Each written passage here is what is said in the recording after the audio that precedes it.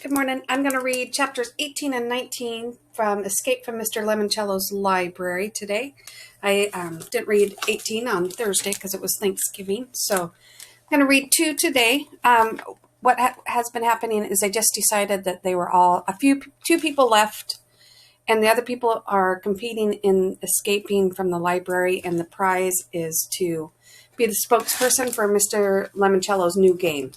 The contestants raced down the stairs to the rotunda reading room. Kyle saw Haley Daly dash down another set of steps into the basement, to what the floor plan called stacks. Miguel and Andrew, the two library experts, grabbed separate tables and started working the touchscreen computers.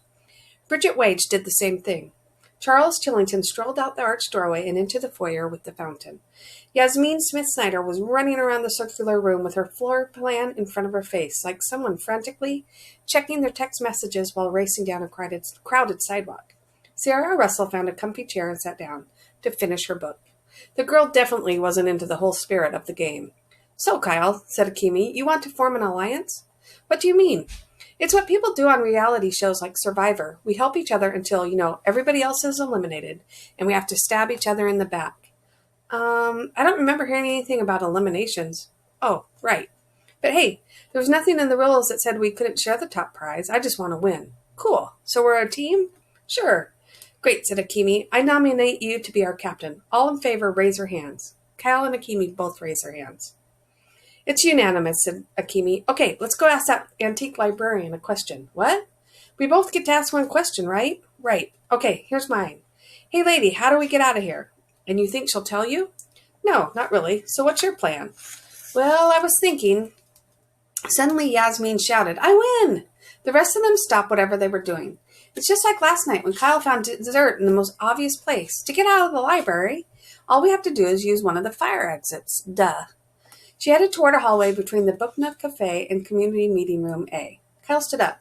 Yasmin, I think maybe you missed some of what..." Charles Chillington dashed into the room and shouted, "You're not going to win, Yasmin, not unless you beat me to that fire exit." He bolted toward the corridor. Yasmin bolted toward it too. "You guys," said Kyle. Kyle could see a red exit light glowing at the far end of the hallway. Charles and Yasmin were sprinting down. Charles stumbled and fell.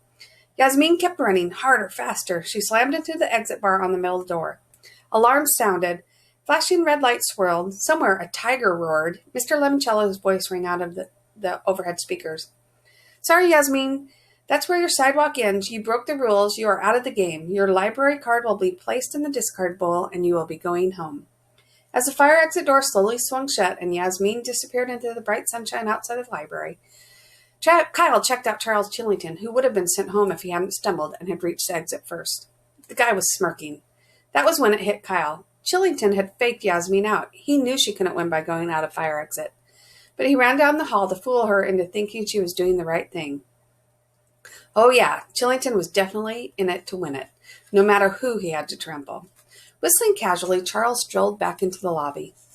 "What's Chillington doing out in the entrance hall?" said Akimi. "They told us the way out isn't the way in." Before Kyle could answer, Andrew Peckelman started shouting at Miguel, who had wandered over to Peckelman's table. "Get away! You're trying to steal my idea." "No, man," said Miguel. "I just happened to see your screen, and I don't think that particular periodical..." "You know what, Miguel? I don't really care what you think. This isn't school. This is a public library, and you're not the boss in here. So just leave me alone." Miguel tossed up his hands. "No problem. I was just trying to help." "Ha, you mean help me lose." Andrew stormed up the closet spiral staircase to the second floor in the Dewey Decimal Rooms. Miguel, looking sort of sad, headed up a separate spiral staircase. Bridget Wage trailed after them. "Want to follow those guys like Bridget did?" whispered Akimi. "I'll take Peckelman. You take Miguel?" "No thanks," said Kyle, looking up at the dome ceilings. "I'm much more interested in the windows up there."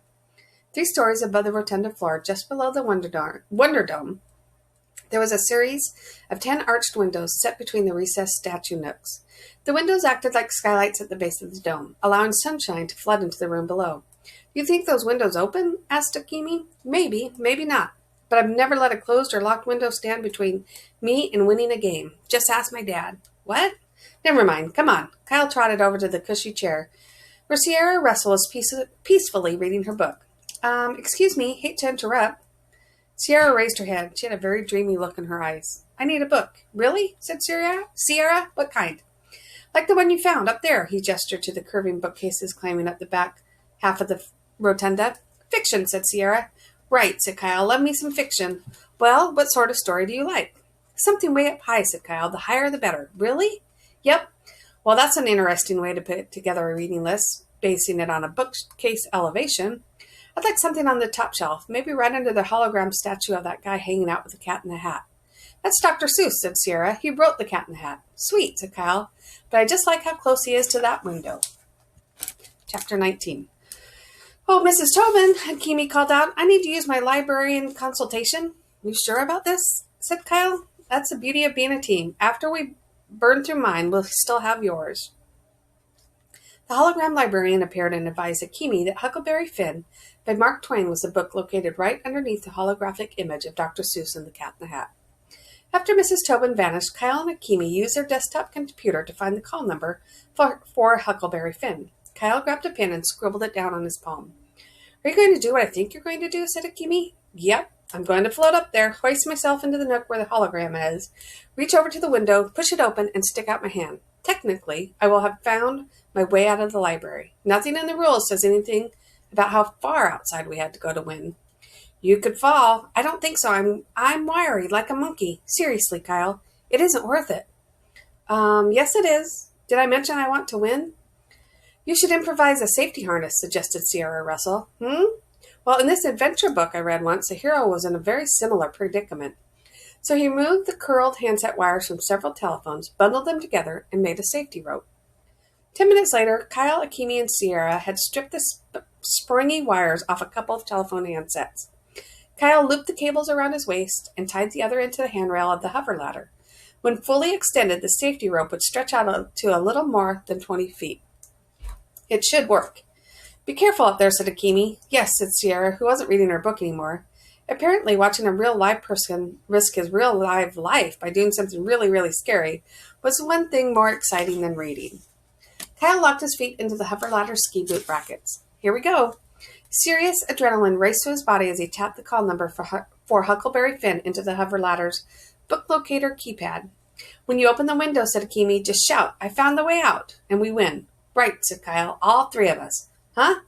Hey, Sierra came up with the safety rope idea. She's on our team now, too. Fine, whatever. Just don't break your neck. Not part of the plan. Kyle pressed the enter button on the control panel. The platform floated up off the ground and drifted slightly to the right. Be careful, said Hakimi. Watch it. I'm not doing anything, said Kyle. This thingamajiggy is doing all the work. I'm just along for the ride. Kyle gripped the handles as the platform rose higher and higher. He sailed past books by Tolstoy and Thackeray. Tilting back his head, he looked up at the semi-transparent statues projected into the curved niches next to the arched windows. They were a weird mix.